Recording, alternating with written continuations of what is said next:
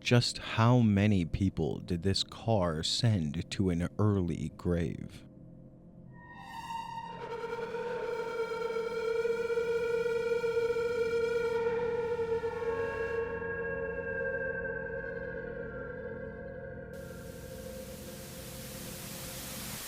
In the realm of Hollywood legends, few tales evoke as much mystery and intrigue as the cursed legacy of James Dean's Porsche Spyder 550, the Little Bastard. Join us as we unravel the dark history, inexplicable events, and the whispered curse surrounding this fateful automobile. The story begins a week before the incident that took Dean's life. On the day he took ownership of the car, he was given a dire warning by fellow actor Alec Guinness over dinner. Guinness would later relay in this interview the following. And some strange thing came over me, some almost different voice. And I said, look, I won't join your table unless you want me to, but I must say something. Please do not get into that car. Because if you do, and I looked at my watch, and I said, if you get into that car at all, it's now Thursday, whatever the date was, 10 o'clock at night, and by 10 o'clock at night, next Thursday, you'll be dead if you get into that car. Exactly 1 week later, on September 30th, 1955, Dean was barreling along Route 46 at an estimated 85 miles per hour when Donald Turnipseed, a young student from California Polytechnic State University, driving a Ford Tudor, decided to make a sudden turn onto the route. The impact sent the Ford almost 40 feet down the road and ejected Dean's mechanic from the Porsche. Dean was pronounced dead on arrival at the Paso Robles War Memorial Hospital at 6:20 p.m. Shortly after, December 1956, a Dr. William F. Eisrich acquired the car, stripping the engine from it for use in his own racing endeavors. Yet his aspirations were stopped short due to a crash in the first race he used the engine. Luckily, he walked away from the accident with his life. However, at that very same race, a fellow doctor and racing enthusiast, Troy McHenry, piloting a vehicle outfitted with the car's suspension components on loan from William Eisrich, ended up not surviving the ordeal, veering off track and suffering a fatal collision with the only tree on the entire course. Shortly after these events, famous car mechanic and designer George Barris bought the Spyder in 1957. Eventually realizing that it was beyond restoration, he instead sent it on tour around the area with the Los Angeles chapter of the National Safety Council, on a tour of gruesome car shows promoting safer driving. And in March 1959, while in storage in Fresno, the car mysteriously caught fire. It suffered remarkably little damage, only 2 melted tires and some singed paint. Fortunately, the fire didn't spread to other vehicles. Meanwhile, Barris had sold a pair of tires from the 550, and both reportedly blew at the same time, causing the new owner to careen off the road. Despite attempts to rationalize the events or dismiss them as mere coincidences, the specter of the curse lingered, casting a pall of uncertainty over those acquainted with its haunting legacy. The hysteria continues into the modern day, with suspension components selling for over $380,000 at auction recently. Today, the car is lost to history, having vanished from inside a sealed boxcar in 1960 when being transported from Miami to Los Angeles. Despite the $1 million reward for information on the location of the iconic car, no trace of it has ever been found. The enigmatic curse of James Dean's little bastard endures as a haunting enigma, beckoning us to ponder the mysteries that lie within objects touched by tragedy.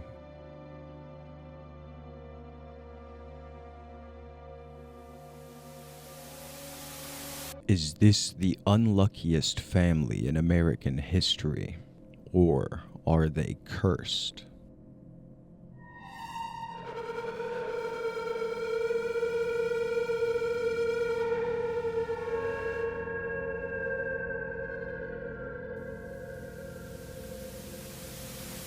The Kennedy family, one of America's most prominent political dynasties, has been shrouded in tragedy and speculation about an alleged curse that has plagued them for generations. It all began with Rosemary Kennedy, when, after being born with medical complications, she was considered unruly by the family and suffered from mood swings, seizures, and violent outbursts. Joseph P. Kennedy Sr. would elect to have his daughter lobotomized at the age of 23 in November of 1941. She would never recover from the procedure and would spend the rest of her days in an isolated care home in Wisconsin. Then, just 3 years later in 1944, a double tragedy would strike the family at the tail end of World War II, losing both Joseph P. Kennedy Jr., his eldest son, and William Cavendish, the Marquess of Hartington, the newlywed husband of Kathleen Kennedy, in separate instances, the former when his plane exploded over East Suffolk, and the latter while leading his company in Belgium. The two would die roughly 1 month apart. Kathleen, his wife, would follow in another fatal plane crash 4 years after her husband. Then, on November 22nd, 1963, a day etched in history, President John F. Kennedy was assassinated in Dallas, Texas, while riding in a motorcade with his wife Jackie, and only 1 month after the death of his newborn son.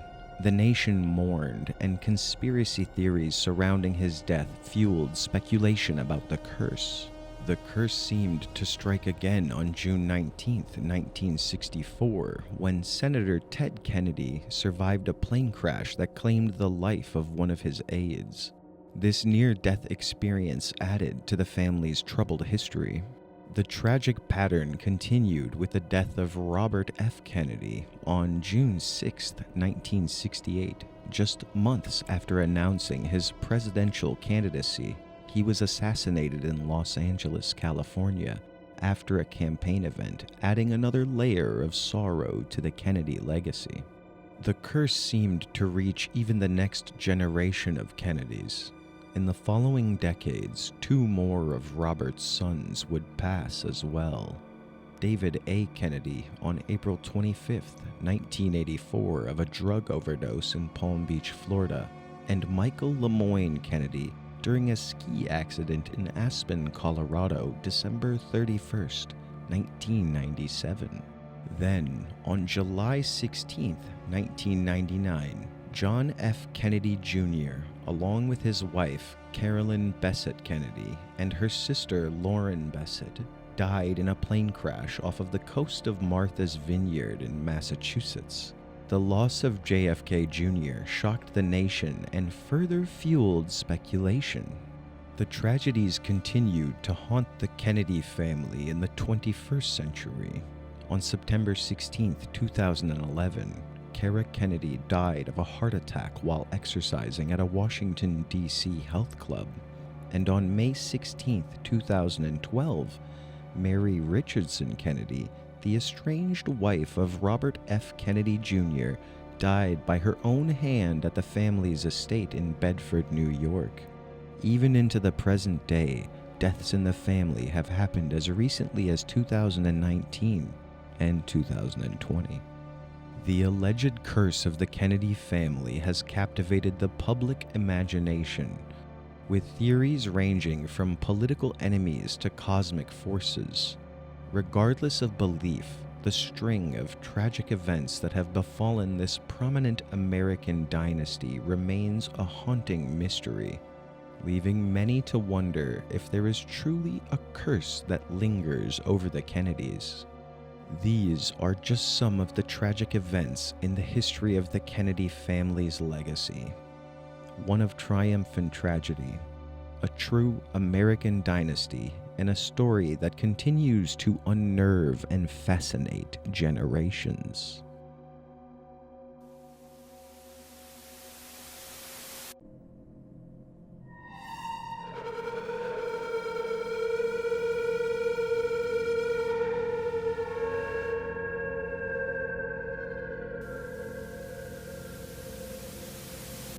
Born in 1875 from the shadows of Victorian society, Edward Alexander Crowley emerged as a figure whose life would challenge norms, delve into the occult, and leave a controversial imprint on politics and culture.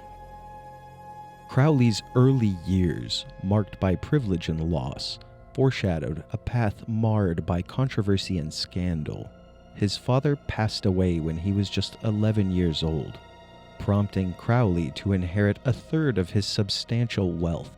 His fascination with the occult began innocently, but soon took darker turns. At Cambridge University, Crowley's intellect and curiosity led him to explore taboo subjects, drawing the attention of like-minded individuals, but also raising suspicion among traditionalists. Joining the Hermetic Order of the Golden Dawn exposed Crowley to the esoteric world, where his radical ideas and confrontational nature led to conflicts and ultimately his expulsion from the order. During his 1904 travels in Egypt, he would hear a disembodied voice identifying itself as a messenger of Horus.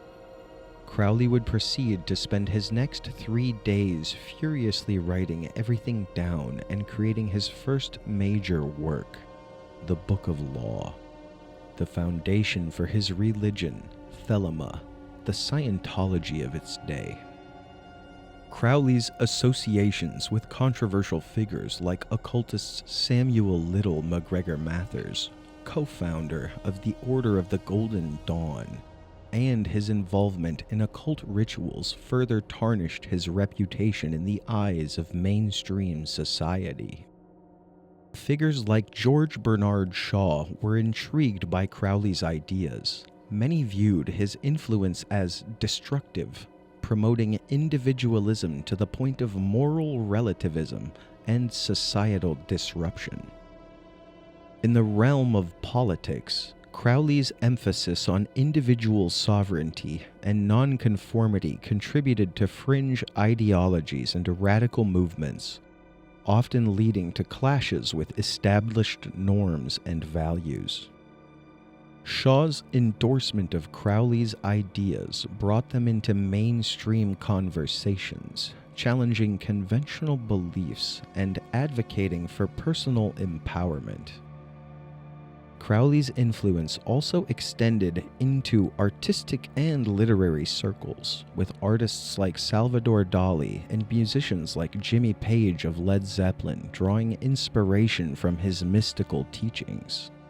In the realm of politics, Crowley's emphasis on individual sovereignty and nonconformity contributed to the rise of libertarian and anarchist thought, influencing thinkers like Ayn Rand and Murray Rothbard. While controversial and often misunderstood, Crowley's ideas sparked a cultural revolution, challenging societal norms and paving the way for alternative lifestyles and spiritual exploration. From his early quest for spiritual enlightenment to his lasting impact on politics and culture, Aleistar Crowley's legacy remains mostly negative, with some seeing him as a revolutionary thinker and others as a dangerous provocateur.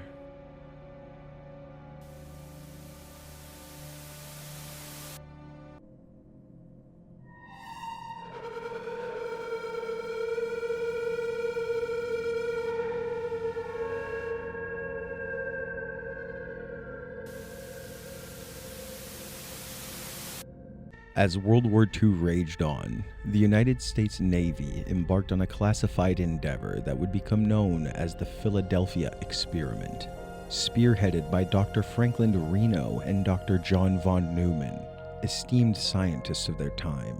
The project aimed to push the boundaries of electromagnetic warfare and radar invisibility for naval vessels.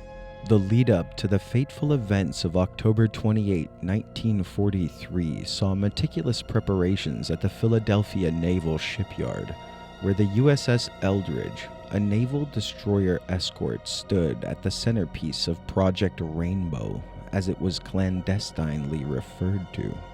The experiment involved the deployment of a series of massive Tesla coils and generators aboard the USS Eldridge, designed to generate a powerful electromagnetic field around the ship. However, the specifics of the experiment were known to only a select few, with most crew members unaware of the true nature of the tests they were about to undertake. On the fateful day, as the experiment commenced, reports began to trickle in of peculiar occurrences aboard the USS Eldridge. Witnesses spoke of a strange greenish haze enveloping the ship and a palpable sense of tension in the air. Then, in a moment that would reverberate through history, the USS Eldridge reportedly vanished from sight, leaving behind nothing but a bizarre electromagnetic disturbance and stunned onlookers. Rumors swirled of the ship reappearing momentarily in Norfolk, Virginia, before returning to Philadelphia, as if it had been teleported across vast distances in the blink of an eye. The aftermath of the Philadelphia experiment was marred by controversy and confusion. Crew members who had been aboard the USS Eldridge during the experiment reported experiencing disorientation, nausea, and in some cases, severe mental distress. The official stance of the U.S. Navy remained one of denial and secrecy, with no acknowledgement of the extraordinary events described by conspiracy theorists and alleged witnesses.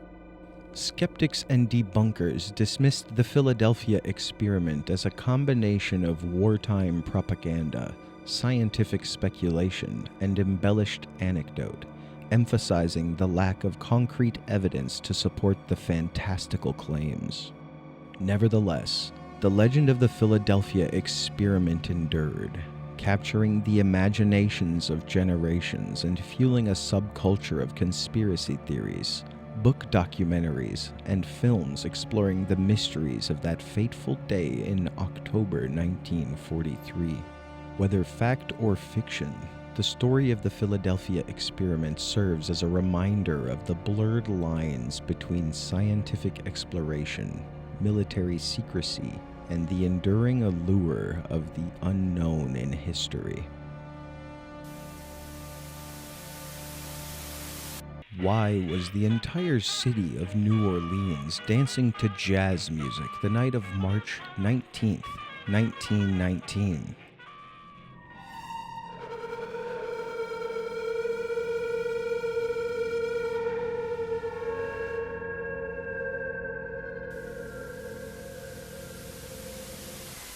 In the early 20th century, the city of New Orleans was a vibrant hub of culture and commerce.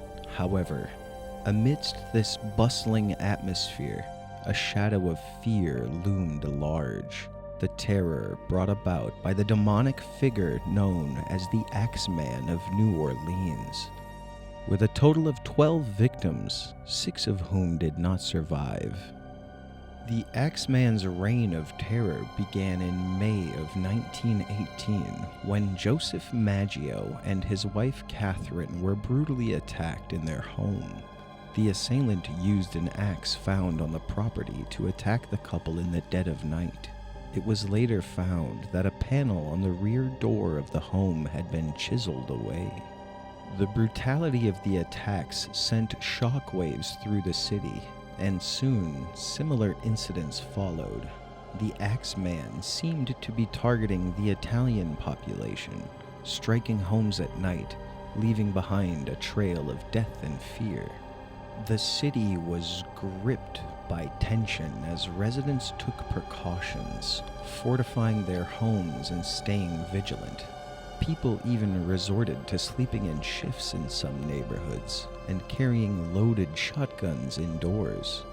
The police worked tirelessly to catch the elusive killer, but the Axeman remained at large. Even though the police arrested several individuals during the Axeman's reign of terror, all were acquitted of any wrongdoing. In a bizarre turn of events, the Axeman penned a letter to the local newspapers, claiming to be a supernatural being and announcing his intention to spare those who played jazz music in their homes on a specific night.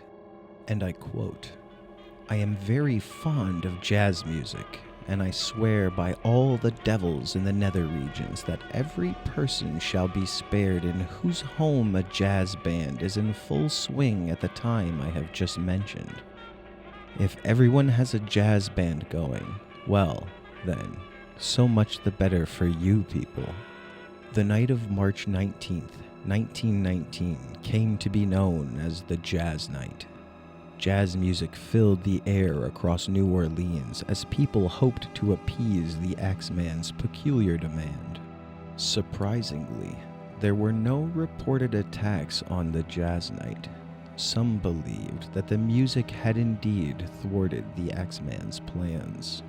The Axeman's reign of terror seemingly ended in October 1919 with the murder of Mike Pepitone. Eyewitnesses describe a shadowy figure wielding an axe before vanishing into the night. Despite investigations and public outcry, the Axeman remained a mystery. His identity, motives, and fate remain unknown, leaving behind a legacy of fear and intrigue. The rampage of the New Orleans Axeman remains unsolved to this day, a dark chapter in the city's history that continues to fascinate and unsettle.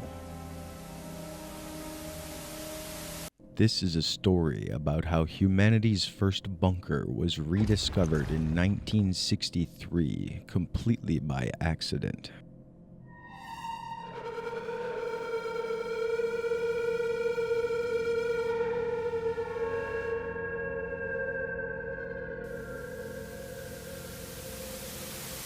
Hidden beneath the surface of Turkey's enchanting Cappadocia region lies a world frozen in time, waiting to unveil its ancient secrets. Welcome to Derinkuyu, an underground marvel steeped in history and mystery, and the world's first documented underground city that at its height was capable of housing 20,000 people and went as deep as 250 feet. With original excavation beginning as far back as 9,000 years ago, Derinkuyu stands as a testament to the ingenuity and resilience of ancient civilizations. Scholars speculate that this subterranean labyrinth was first excavated by early Neolithic peoples seeking refuge from some possible external threat or cataclysm. But what is clear is that the expansion continued over the millennia, eventually culminating in a massive underground complex.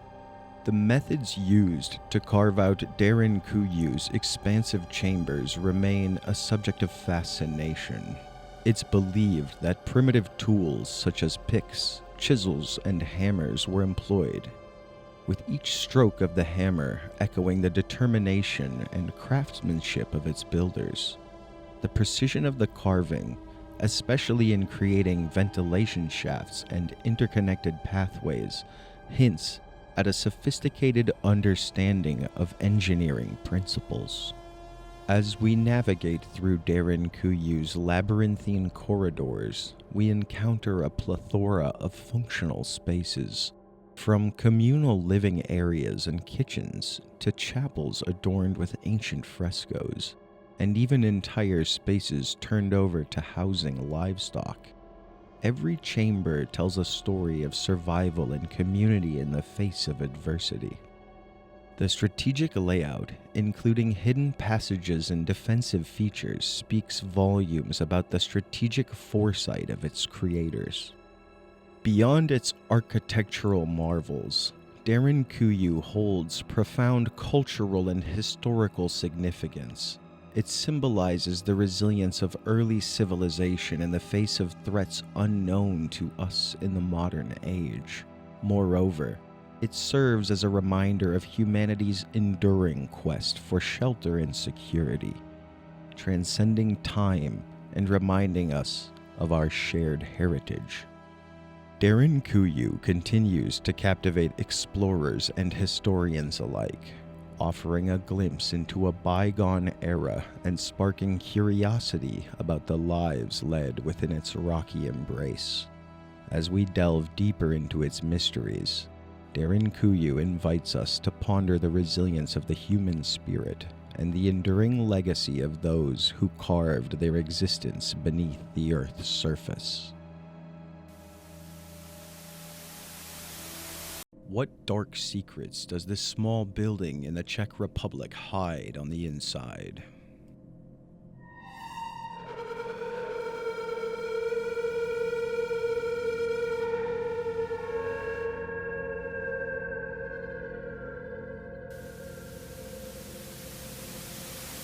Welcome to the Sedlec Ossuary, a place where history, art, and mortality converge in a hauntingly beautiful display of human remains. Join us on a journey through time and bone as we unravel the mysteries of this unique ossuary. The Sedlec Ossuary's origins can be traced back to the 13th century when the abbot of the Sedlec Monastery returned from a pilgrimage to the Holy Land, bearing soil from Golgotha, the site of Jesus Christ's crucifixion. This sacred soil bestowed sanctity upon the monastery's graveyard, attracting the deceased from far and wide to be buried in this consecrated ground. Over the centuries, the graveyard became overcrowded, necessitating the exhumation and relocation of bones. The collection of bones grew until finally, in 1870, when a woodcarver named Francis Rint was appointed to place the bones in order, transforming the once somber chapel into a macabre work of art. Skulls and femurs were arranged into intricate patterns, forming pyramids, chandeliers, and even a coat of arms. This artistic expression of mortality served a dual purpose, reminding visitors of the impermanence of life and the medieval belief in the resurrection of the body on Judgment Day.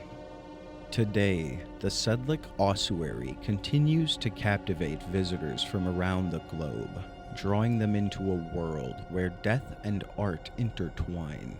Its eerie beauty and historical significance make it a compelling destination for those seeking to explore the darker aspects of human existence. As we conclude our journey through the Sedlec Ossuary, we are reminded that even in death, there is beauty to be found.